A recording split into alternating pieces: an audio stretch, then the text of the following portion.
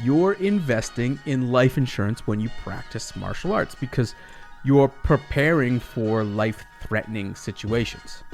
The odds of it happening, very slim, but just in case it does, at least you've repped it out and trained it out hundreds of thousands of times that you have some type of response that you've been working on. You have that insurance.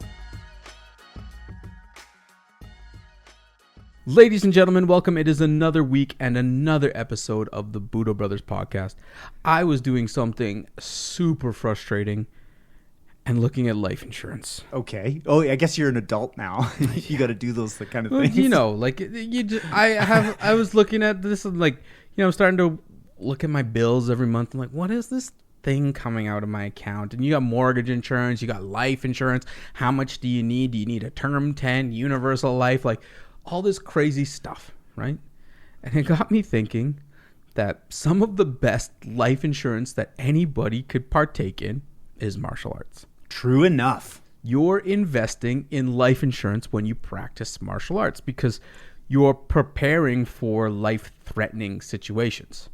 The odds of it happening, very slim, but just in case it does, at least you've repped it out and trained it out hundreds of thousands of times that you have some type of response that you've been working on. You have that insurance. Right? And when is insurance the most expensive?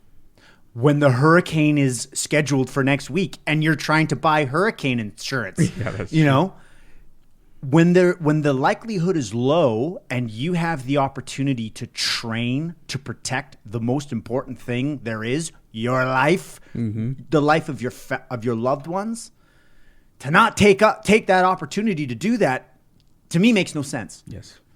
And it's also, too, why we want people to get involved in martial arts at a young age, right? If you buy insurance and you're 80 years old, guaranteed your premium is going to be pretty crap. Yeah, exactly. But if you buy it when you're younger, it's lower. Now, if you extrapolate that to martial arts, if you train martial arts when your body's fluid and mobile and you can bounce and be slammed and you learn all these things, you're a sponge. Cost isn't that high. Yeah, you just pick it up and it's stuff that can stick with you and there's pieces that you'll remember until you die. For your life. For your life. Yes.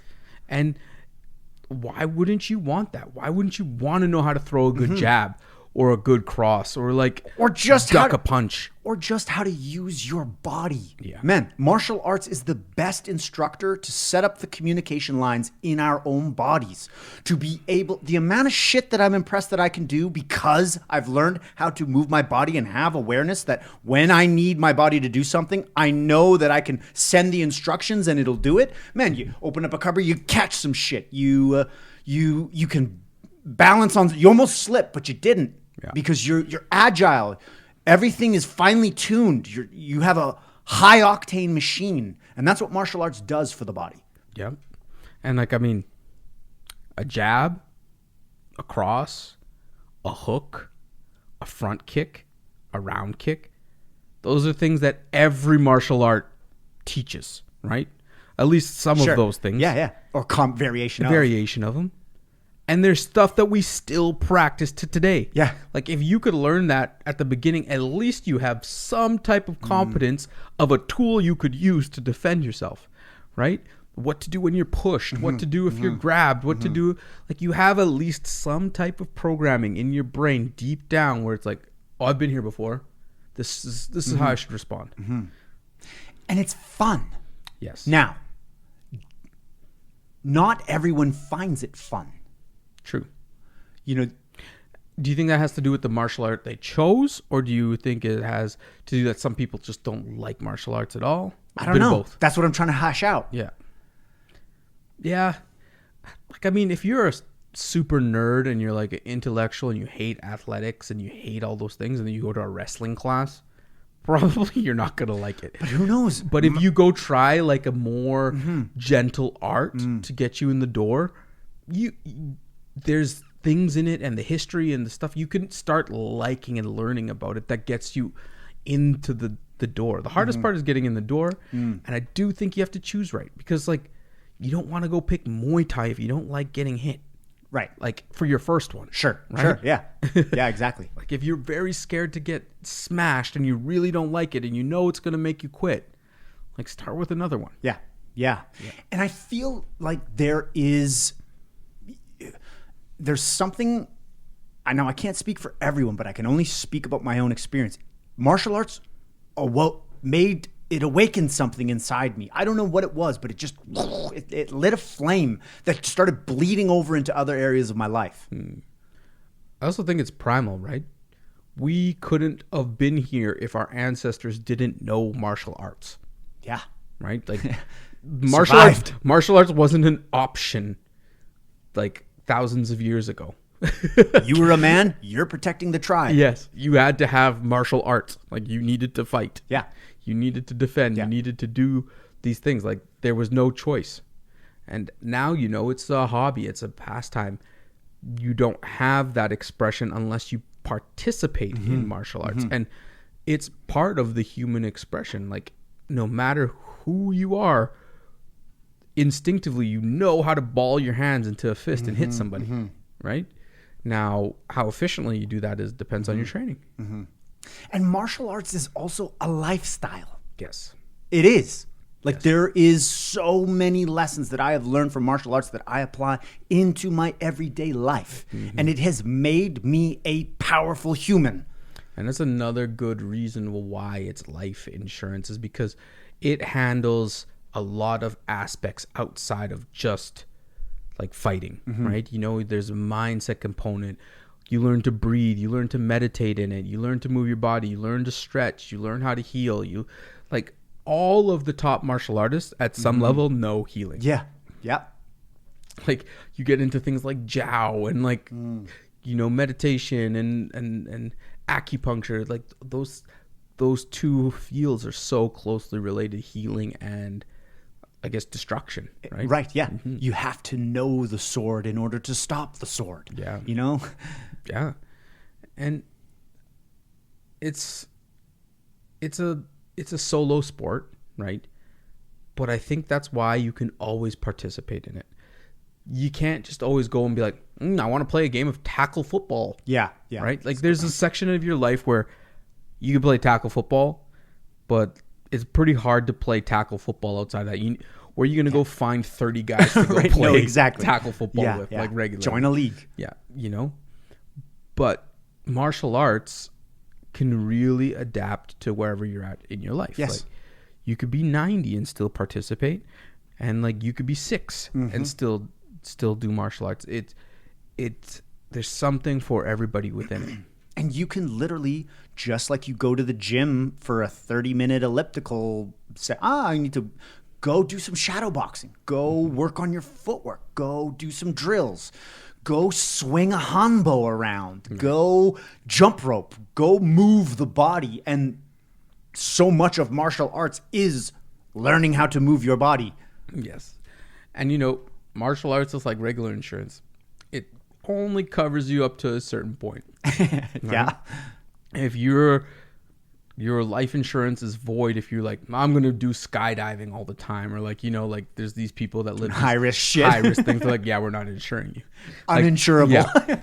If you're a martial artist and you go get into bar fights and all those things, like, yeah, maybe your martial arts isn't going to back you up in those situations. There's always going to be someone better than you. Yeah. There's always going to be a situation that you might not be able to get yourself out of, so you better just not get into the situation. Right. I was on reality checks.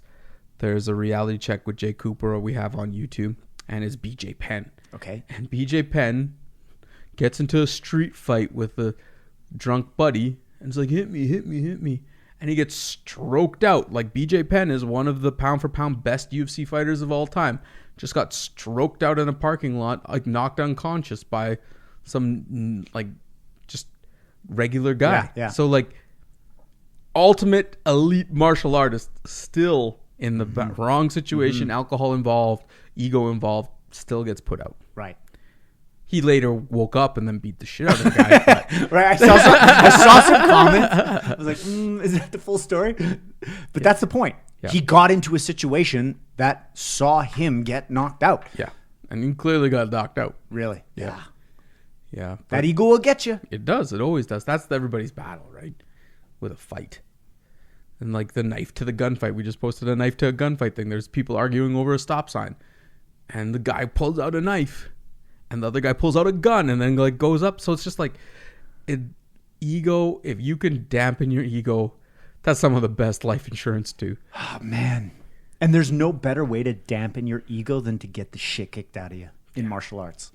And man, everybody's ego goes on like steroids when they're in a car. Like you could have the littlest, tiniest person be like, cut you off like, yeah, I'll kill you. What is that? What is road rage? Why is it that people get so triggered? Well, I think it's because everybody knows somebody that's been in a serious accident, so that's always in the back of your mind maybe. Mm-hmm. And the other thing is it's like the comment section on YouTube. You could say whatever you want and be as rough as you want because you're in this isolated place. Like on YouTube, you like see a video of Mike Tyson hitting the bag, like that guy sucks. I could take him. Yeah. You say that to Mike Tyson's face, different story. Especially if you're on a plane. Yeah. But like you cut somebody off, you're mad. Like you don't get. They're not hearing you. They're just like you're in a bubble. Right. It's so weird.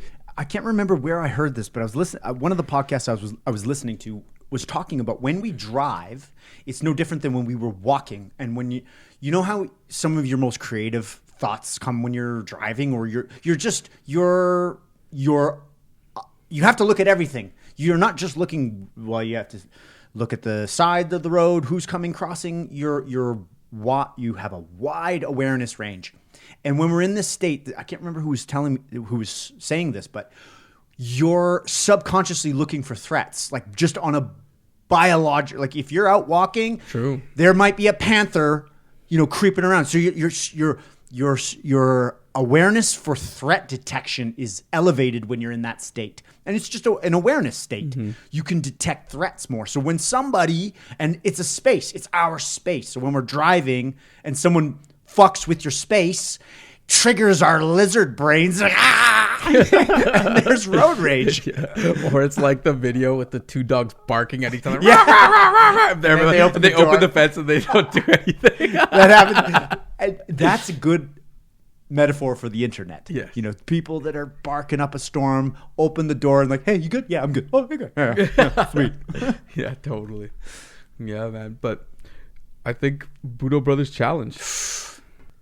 If you're listening to this and you haven't trained in the last 30 days, it's time to go top up your insurance. Nice. Get back on the mats. I know you love martial arts, and life has somehow convinced you that you don't have time for it, and I'm here to tell you that that's a lie. Get back on the mats, get training, and protect that which you love.